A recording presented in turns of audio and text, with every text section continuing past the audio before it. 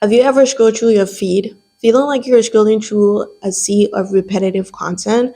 Well, a couple of times you might have come across content and you're like, whoa, didn't I just see that earlier? And the reason for this is because a lot of creatives have been copying each other and we turn to put creativity in the back seat. So today we're going to talk about a couple of reasons as to why most content creators are no longer as creative as they used to be or as they intend to be, and how we can find some strategies and solutions for some of these. So if you're interested, stick around and let's get straight into it. All right, so now let's look at a couple of reasons why we're no longer content creators, but rather content makers. And the first on our list is algorithm influence. A lot of us start off as content creators, and the more we get engulfed in wanting more numbers, the more we start to lose focus of actually creating content and start making content. Now, there is this thing on the internet where most people are more focused on putting out quantity over quality. Now, quality content always wins, and we forget about that when we start chasing the numbers. So, this huge pressure of wanting to please the algorithm, wanting to make sure that we're getting more followers, more views, and stuff, have actually stopped us from actually like sticking to the reasons as to why we started creating content in the first place. Next off is the influence of trend culture. Now, I know it's fun and it's all fun and games to follow trends, but trend can actually hurt you as a person who is meant to be a content creator, a creative. But again, like I said, we're no longer creators. We're rather just makers. We're just making things for the sake of making them and for the sake of wanting to make money. So we don't want to be creative anymore. We just copy and paste whatever that comes up. So in my previous video, if you haven't watched it, I'm going to link it up somewhere here. You can check it out. In my previous video, I said something about not always hopping onto trends because trend can actually hurt your brand, especially if it is not what you want people to know you as. And that affect our creativity as well. When you try to hop up on every single trend, there is no originality in your content anymore. It's like you're just doing everything that everybody else is doing. So the best way to actually make follow trend is to make it your own, add some tweaks to it, which we're going to discuss further in the solution aspect of this video. But following trends can kill your creativity. And that is because everybody is doing the same thing. So you can't really stand out. You're just going to keep chasing the numbers. Next off is the pressure of wanting to monetize your hobbies, your talents, and your skill. If you become a content creator or if you title yourself as a content creator and you start to chase the monetary aspect of it, you lose track of your creative journey. It's like every single gig or every single platform you get on, your sole goal is to make money. So instead of taking your time to craft out a proper content, you're just gonna keep like saying yes to every single brand deal that comes your way. You're gonna keep saying yes to every single idea that doesn't even make sense or that aren't as creative as you think it is. And it actually put you in a sea of copycats. It's like you copy everything you see, you produce it because you want money. Again, we go back to quantity over quality. You start to create more content, but there is no value, there is no quality in it. Like it isn't educating anyone or it isn't providing any key focus interest for anyone. So chasing monetization can actually ruin your creativity or it can cripple your creativity. Until you can wake up from there, you're gonna copy every single thing that you see in your niche and create content about it. And it's not everything that you're supposed to create content about. So yes. Next on our list is audience pressure. This I've been a huge victim of. If you've known me, I've been on the internet for maybe almost a decade now, and I haven't been seeing proper results.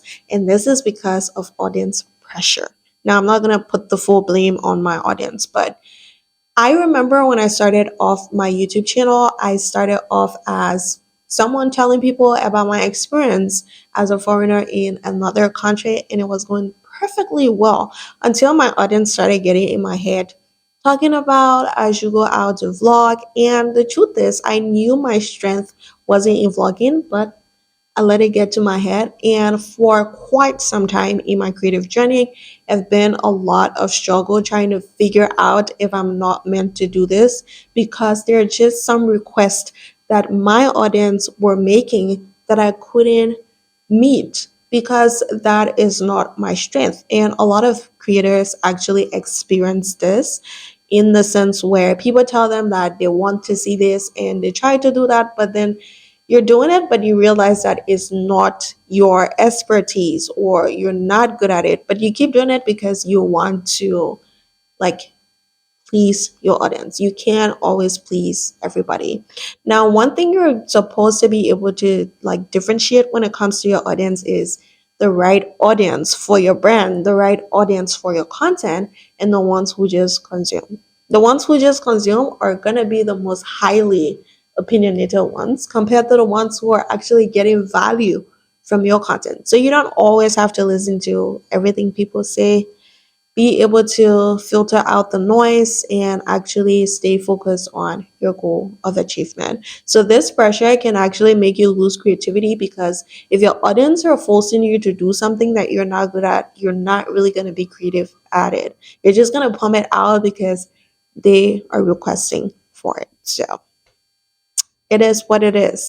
Next on the list is creative fatigue. A lot of us have gone through this. There are times where we have creative blocks.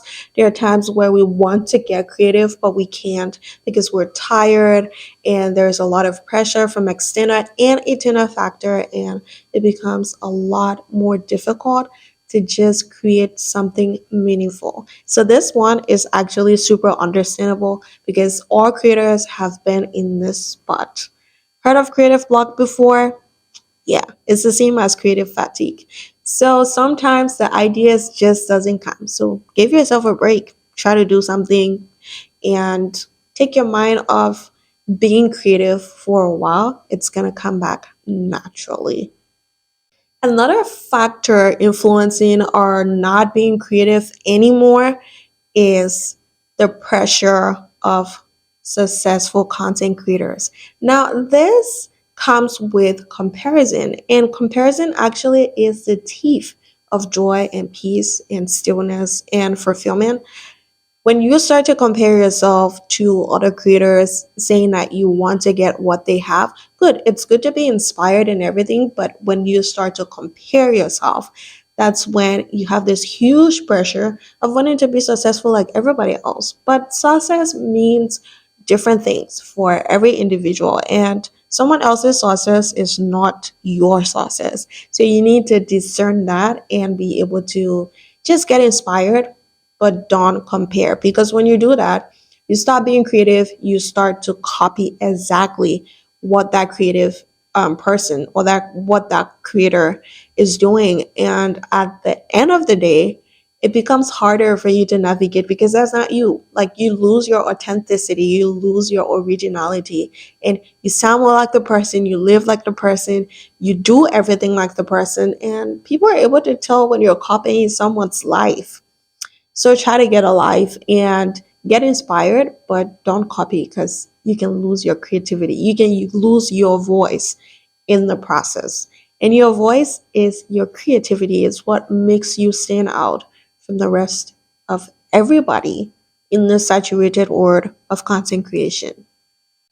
Leading to our last point as to why we've thrown creativity in the backseat or out the back door is because of content saturation. So almost every single niche is highly saturated.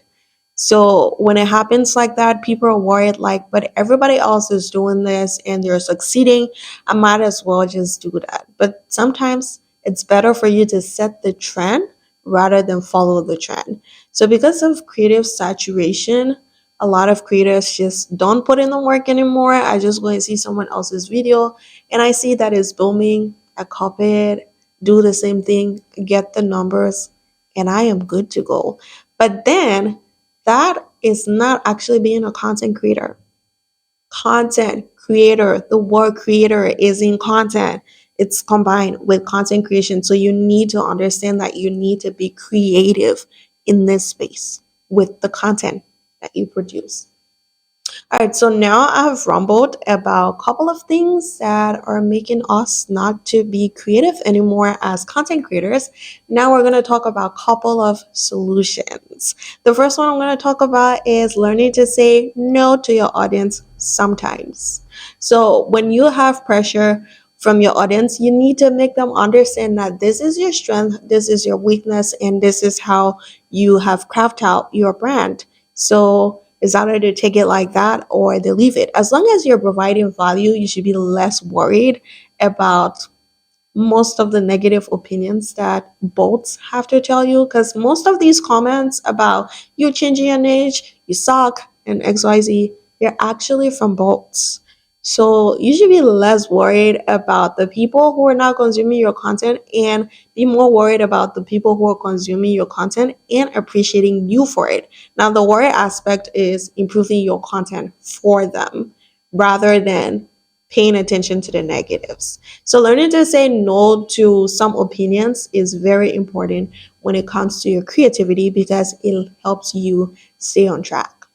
Another way to actually stay creative in a digital space that is full of copying and pasting is to actually experiment with your original idea. Now, the power of fear is a serious thing. It can affect how we produce things, whether in our daily lives or the content that we actually do put out. So, being able to experiment with your original idea is the best way to go because you never know if it's going to flop or if it's going to be your win-win. So until you give it a try, you're never actually going to know. So instead of sitting on a great idea, give it a try. Take for instance, creators like my life as Riza. Riza broke the internet and it has been crazy. Her content is chef case and it is original storytelling. Who she have this like coming of age style and stuff. She could have actually done normal blogging, but she chose to have her own unique style of content creation and she succeeded. We all love her content. That's the power of originality. So stay original, stay true to your voice, and eventually you're gonna find your tribe. Next off is to actually be your niche. Now, people are more worried about, I want to be a lifestyle content creator, I want to be a fashion content creator, and everything. In actuality, we are all lifestyle content creators. So a quick example here, right? I love to talk. It's part of my life. I can talk endlessly without barging. I can talk endlessly without getting tired. I mean, sometimes I do get tired though, but I love to talk. We get that. That's part of my life. It's a lifestyle. I love to talk. And I love to inspire. I love helping people. I love to give my unwanted advice and my unwanted opinion. That is why I've decided to do this. It might be in an industry specifically, but my lifestyle makes up the niche that I have chosen. So you need to be your niche. Your lifestyle needs to be your niche. So you need to figure out what you're actually good at, craft it out for yourself as a proper brand, and incorporate it into your brand strategy in order to capture your niche. So you need to be a niche, you need to make it your own, you need to own up your space as a content creator. When you do that, it makes you a lot more creative than others.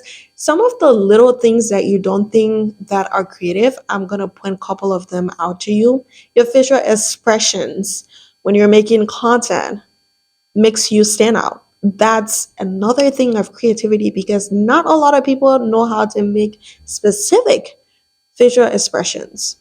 That's one creative thing that can make you stand out from other people. How you send out your message, the tone you use, the language in which you use, your body movements, and everything makes it different. Your style of creating makes you stand out in the niche that you find yourself. These are simple things that we actually do overlook, but these are actually little things that makes up creativity. So if you can just like keep that aspect of yourself and not give it away because of the numbers or the algorithm or trends or anything, you're gonna go a long way. Trust me. Another way to actually stay original is to add your personal twist. Now, this applies to trends. If you are someone who likes to follow trend, fine. But when it comes up, make sure that you tweak it. So, take for instance, maybe you like to talk like me, and you're also interested in vlogging, but you can't choose between the two. Now, let me give you a little tip. This is how you can actually make it work for you. So, take for instance, maybe I want to tell you I'm making a video about five how to the best morning routine for successful content creators, right? I want to talk to you about these key points. But then I'm also interested in vlogging. But then I noticed that my audience are here for the tips and not the vlogging. And some of my audience are also here for the vlogging, but not the tips. So here's how to incorporate the two. So in my vlog style, let's say for example, one of my key points is to tell my audience to work out every morning. That's a way to live as a successful content creator. When I'm working out, I am going to talk about that workout point, why you should work out, why is it beneficial to you. I'm not going to do like those b-roll things where I'm not talking anything. No, I'm going to make it more conversational. While I'm working out, I'm going to tell my audience this is why I love to work out, this is what it does for me in the morning, this is how it helped me push through during the day. More like I'm having a conversation with a friend. And then maybe the next point is maybe drink some hot beverage in the morning. Maybe I could be making a coffee and I could tell my audience to incorporate coffee making in your morning routines because it does this for your body, it does that for your body. That's a unique style. You're combining two things that you love and two things that makes up your life. You're embodying your niche, but at the same time doing the things that you actually do love. So add your twist to trends and make it your own. The last solution that I'm going to give you is to make sure that you make your content your assignment. When you make your content your assignment, you're more invested in it. You're like, this is what I got to do. I need to make it work and I need to produce the best that I can at whatever stage I'm at. When your content become your assignment, you get more creative with it compared to I just want to create content. I just want to get monetized. So I'm just going to put out content that will make me more money. But the truth is, you're not treating your content as an assignment and you're not going to really get to your goal as quick as you want. You're going to feel burnt out along the way. You're going to feel lost even if you become so successful as a creator. So these are my little 2 cents that you didn't ask for, but I'm actually giving them to you.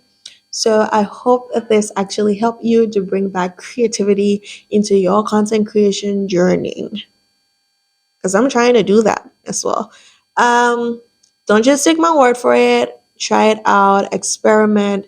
Make sure that you're not like every other creator on the platform because we really need some creativity back on the platform. So thank you so much for watching. I hope you found this helpful. And if you know someone who actually needs to see this, definitely share it with them. Well, if you're new, hi, I'm Sam. I know it's so rude for me not to introduce myself from the beginning of this video, but I love to give you the value before actually doing the salesy aspect of content creation. So hi, I'm Sam and I make a lot of content about content creation tips, productivity, and personal growth on this channel. Yep, I've finally crafted out a niche that I actually do love. And I'm the pretty girl who actually love to wear. I'm the pretty girl with the glasses and love to wear whatever I feel comfortable in. And I feel like I'm super pretty and stylish. Well, if you haven't subscribed, definitely do that. Join the family. We're happy to have you over here. And yeah, so thank you so much for watching. I appreciate you, and I will see you in the next one. But until then, make sure to put back the creative or creator in content creation. Stay true to yourself. Peace. We're out. Bye.